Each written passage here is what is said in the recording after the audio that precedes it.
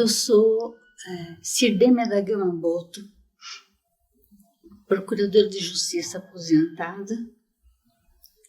Entrei no Ministério Público no concurso 54, em 1982, e tenho 2 filhos, um menino e uma menina. O meu filho mais velho, ele foi agora para o Tribunal de Justiça e foi como desembargador substituto para depois preencher a vaga de desembargador mesmo. E a minha filha é sócia do escritório Temareste. E eu tenho 3 netos, uma menina que é filha do meu filho mais velho, de 17 anos, e os filhinhos da minha filha, que tem 7 e 4 anos.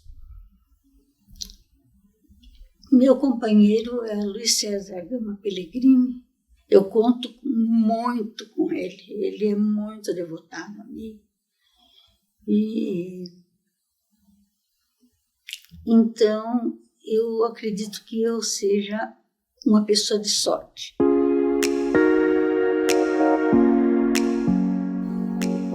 Hoje quem me inspira é o meu companheiro Luiz César Gama Pellegrini, que é um homem que não tem igual. Ele é sábio para dar respostas. Quando eu estou mais vulnerável, ele sabe como me conduzir, ele faz tudo o que eu preciso. E quando eu fraquejo, ele está ali. Controla a hora de remédio. Controla a hora de remédio, não admite que se salte a hora do remédio. E tem os mesmos interesses que eu. Então, hoje eu posso dizer que ele é o meu ídolo.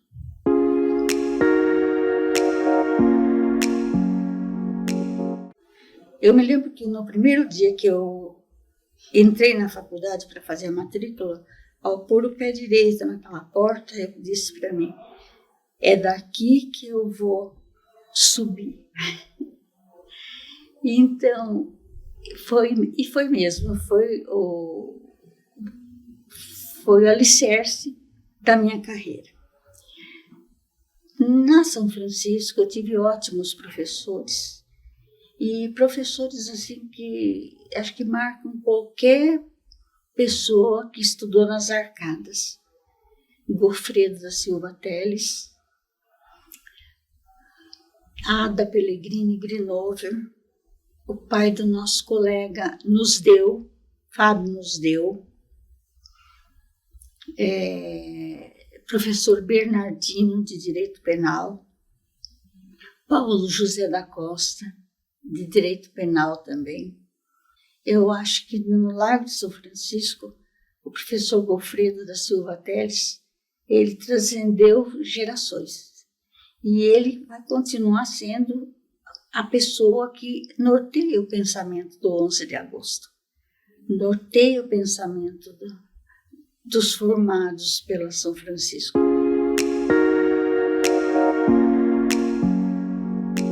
Terminei o clássico e no último ano, naquela época, saiu uma resolução, eu acho que foi resolução mesmo, que permitia que a pessoa do 3º ano do colegial tivesse também as matérias do curso normal de professoras.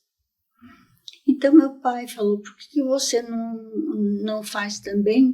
Porque você vai ter uma profissão, né? Se você fizer o curso normal. Mas eu não quero fazer.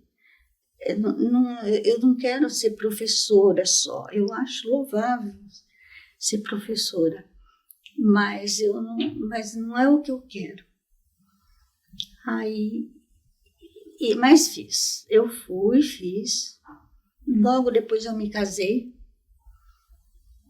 Casei eu não tinha posse nenhuma, eu era professora e casei, meu marido era também de poucas posses.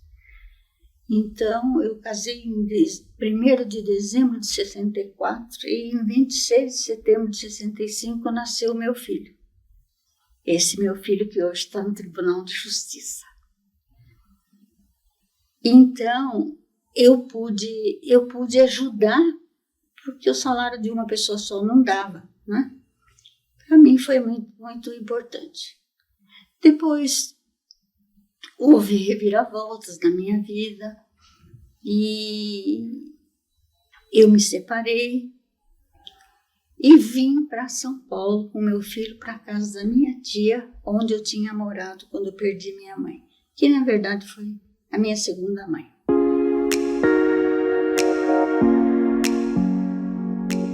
Eu resolvi me inscrever para a faculdade. Então, meus tios disseram, faça pedagogia, porque você é professora e vai ser muito mais condizente com a sua situação. E eu internamente dizendo, mas eu não serei só professora. Eu quero estudar direito, porque eu quero andar do lado da verdade, da justiça, das coisas certas, então eu vou me inscrever. Ninguém sabia. Aí eu me inscrevi, cheguei em casa, fez a inscrição? Fiz, mas fiz para direito. Aí meu tio disse assim, mas minha filha, como é que você vai entrar na USP se você fez o clássico? E você não teve nem matemática, nem química e nem física do colegial. E tem essas matérias. Eu falei, eu vou tentar. Então eu fiz a minha parte, o melhor que eu pude. E fui fazer vestibular.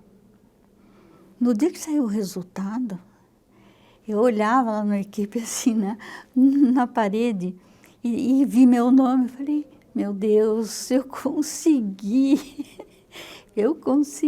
né?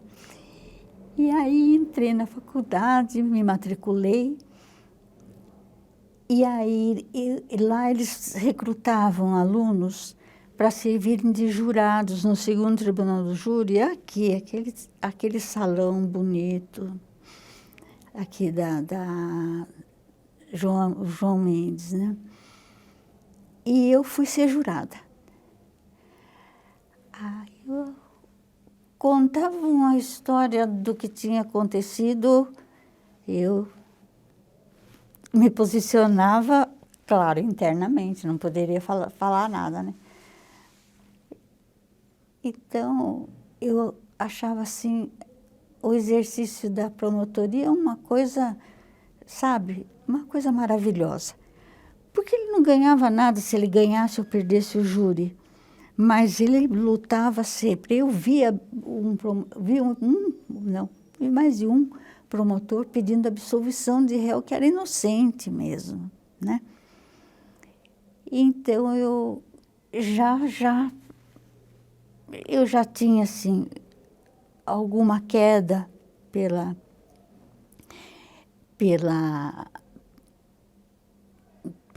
promotoria, mas aí eu pensei comigo, não, eu vou ser promotora.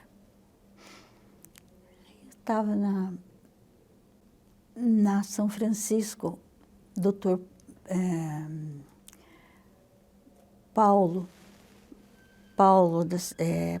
da Silva Costa, ele resolveu fazer como exame final um júri simulado. E aí ele perguntou, todos os alunos participavam, quem queria ser o promotor. E eu já levantei minha mão aqui, eu queria.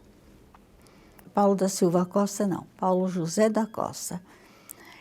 Ele veio para mim e falou assim, olha, minha filha, você quer ser promotora, mas mude para outra área, porque você não tem jeito, você não vai se dar bem na promotoria. Eu falei, por quê?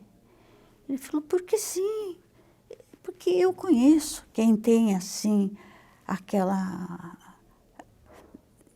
sabe, aquela vontade de acusar, vontade, falou uma porção de coisas para mim. Mas você pensa que eu fiquei triste? Não, aí eu pensei assim, incentivo às avessas, eu vou ser promotora.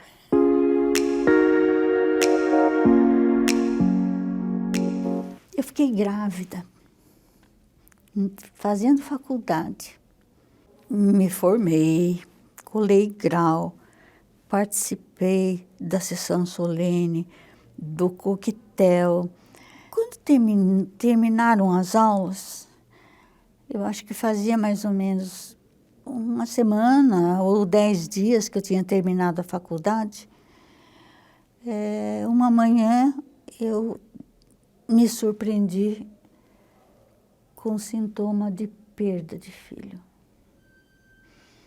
Então, eu estava com uma hemorragia horrorosa, que meu marido me levou para o consultório do médico que estava fazendo o meu pré-natal.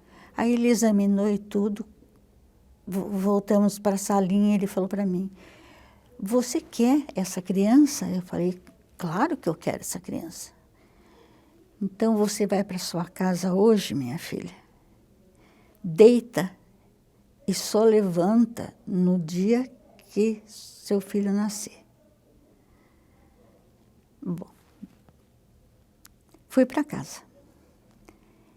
Não levantei, você acredita? Nem para ir ao banheiro. Deitada,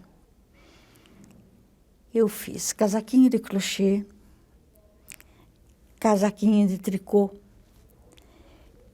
pegava, deixava tudo assim, meu marido deixava tudo perto da cama, e os livros da faculdade, né, para eu estudar, porque eu falei, não, eu vou fazer exame da ordem e vou fazer, prestar concurso para o Ministério Público. Então, se eu estou aqui sem fazer nada, eu até vou alimentar minha cabeça com coisas boas, né, bons pensamentos.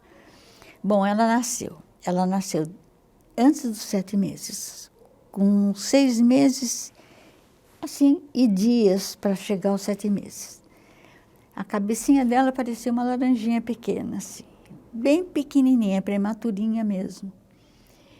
E foi para a incubadora e tudo. Mas quando eu saí do hospital, ela já pôde sair comigo. Eu fui para casa. Eu sei que quando ela tinha 4 meses, eu tenho fotografia dela, ela tinha a aparência de uma criança de 4 meses. Tinha, graças a Deus, a aparência de uma criança de 4 meses. Falei, bom, agora, então, eu vou me inscrever para o concurso do Ministério Público. E fiz a minha inscrição.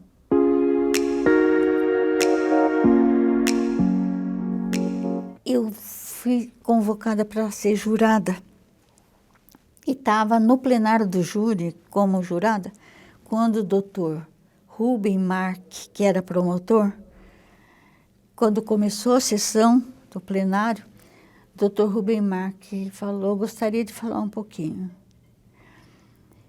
Eu tenho que comunicar para os senhores jurados que hoje nós perdemos uma jurada e eu ganho uma colega. Aí que eu fiquei sabendo que eu tinha passado, porque eu não tinha ido ler a lista, porque eu tinha o júri, né? Então, foi assim, sabe aquela vitória que você não precisa falar para ninguém, que é você que diz assim, eu posso, eu pude, eu fiz, né?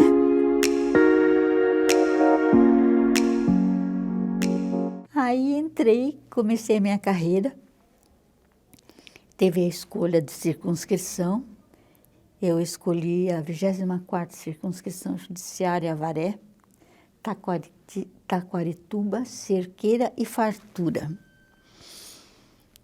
E eu com um bebê de 1 ano. Então, o que eu fiz? Meu marido ficou aqui com meu filho, e eu fui para Avaré. Fui Os 2 promotores de lá, eles entraram em férias no dia que eu cheguei. Então, eu estava lá por mim, pela minha cabeça, sem nenhuma experiência, porque tinha tido aquele cursinho aqui, mas na hora da prática mesmo as coisas são bem diferentes. Aí, aqui em São Paulo, eles estavam precisando de promotores para cobrir a região. E eu fui convocada para vir para São Paulo. Então, para mim foi uma bênção, sabe? Aí fui ficar em casa, né? Aí carreguei o piano. E carreguei muito. Porque eu ia para promotorias que tinham armários assim fechados, cheios de processos. Cheio assim de processos.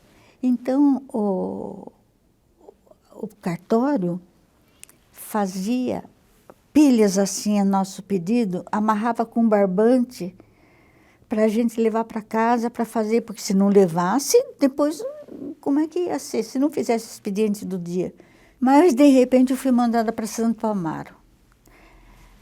Você sabe o que é você viver assim, 4 ou 6 meses, achando que você estava só andando num túnel escuro? Era assim, porque eu acordava, dava um agradinho na minha filha, meu filho já tinha ido para a escola, pegava os processos que eu tinha feito, levava para Santo Amaro, chegava lá, já tinha uma fila imensa, a sorte que tinha uma escrevente do juiz que ele cedeu para o Ministério Público para datilografar a denúncia. Mas não dava tempo nem de conferir o que eu tinha feito à mão para ela datilografar. Quando vinha o expediente do dia, enchia aquele sofazinho preto típico assim de repartição pública, enchia até aqui assim.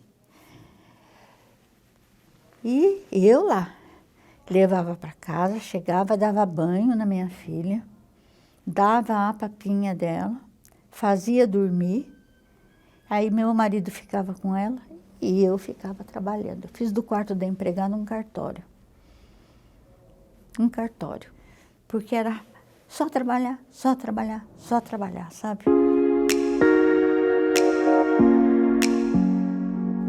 Eu acho que a gente ficou melhor aparelhada, né?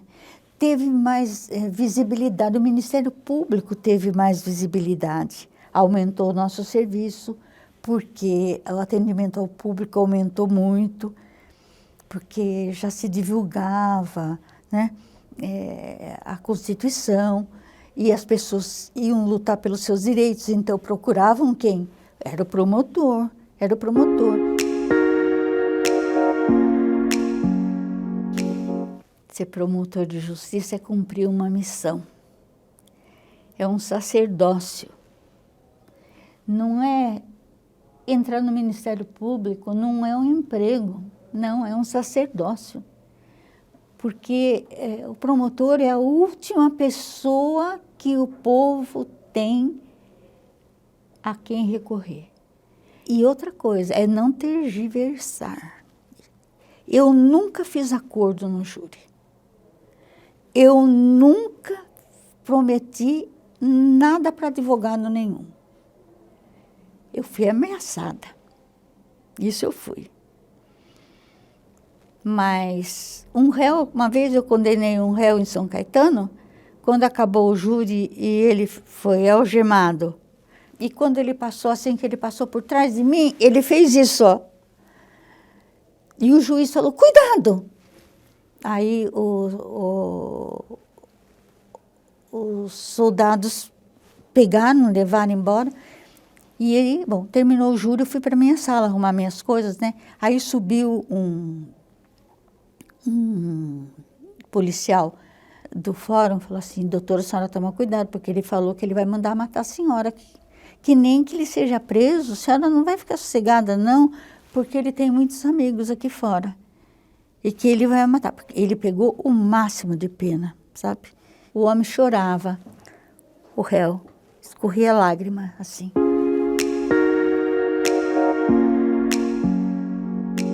se você quer um emprego, escolha outra carreira.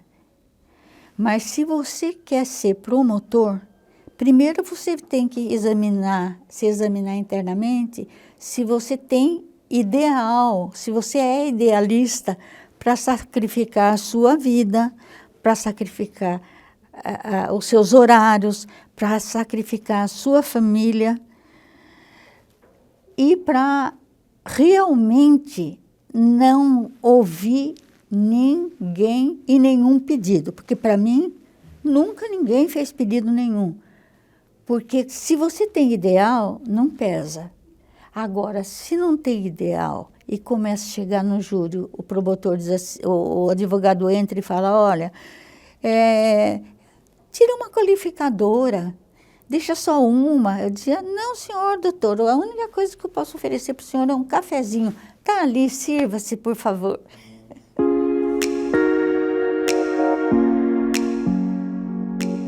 Valeu muito. E se eu tivesse que fazer, faria tudo de novo. Tanto é que depois de aposentada, fiquei 10 anos em casa aposentada. Um dia, o Felipe Locke Cavalcante ligou para o Pellegrini falando assim, Pellegrini, onde anda a Sirdêmia? Ela está na casa da filha dela.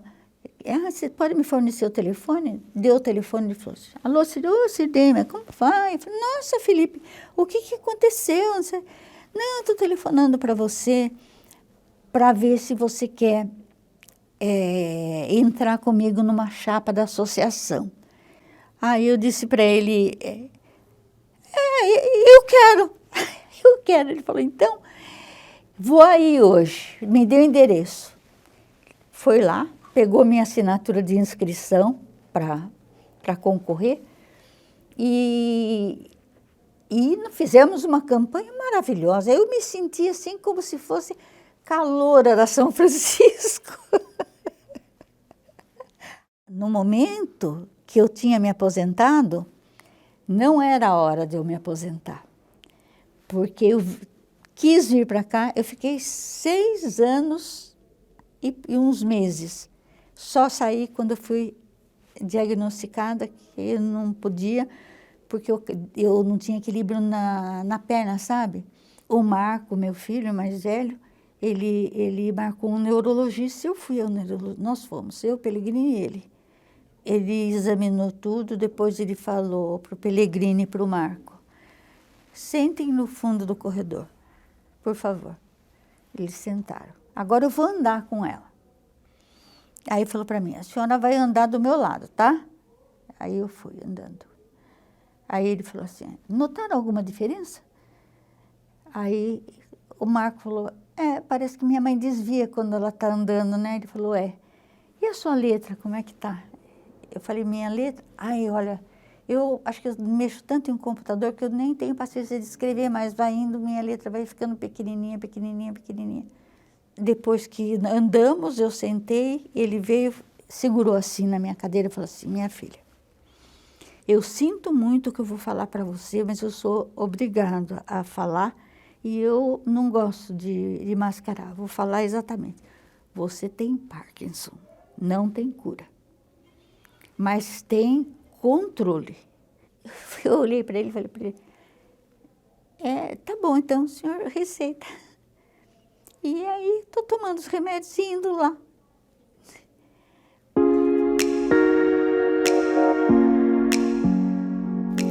Eu sonho para o Brasil, um Brasil em que todas as pessoas sejam livres, em que todas as pessoas tenham as necessidades básicas satisfeitas, em que a violência seja controlada, em que nós possamos ter mais liberdade para sair no portão, para atravessar a rua, né? E em que os governantes sejam também idealistas, né?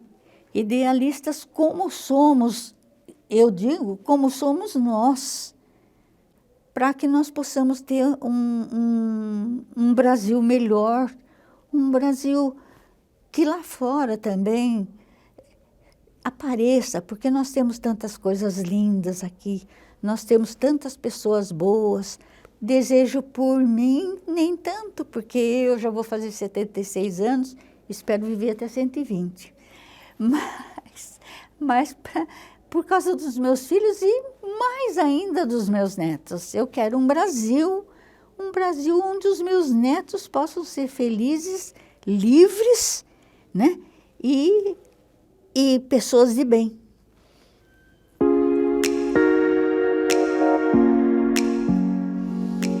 Catadores de conchas, de Rosamunde Pilcher, porque eu acho que essa escritora é genial, porque ela conta, a vida dela é muito difícil, mas ela conta a vida dela com uma leveza e com uma sabedoria de vida.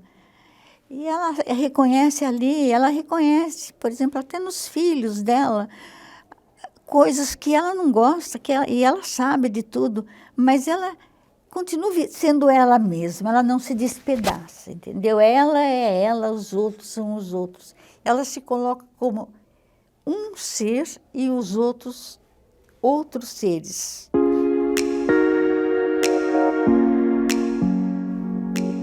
Casablanca. Porque ali é uma história de amor, né?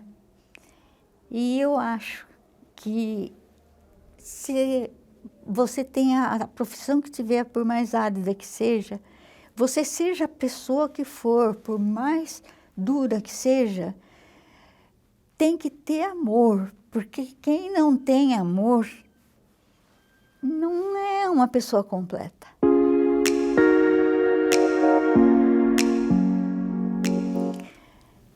Frank Sinatra, My Way.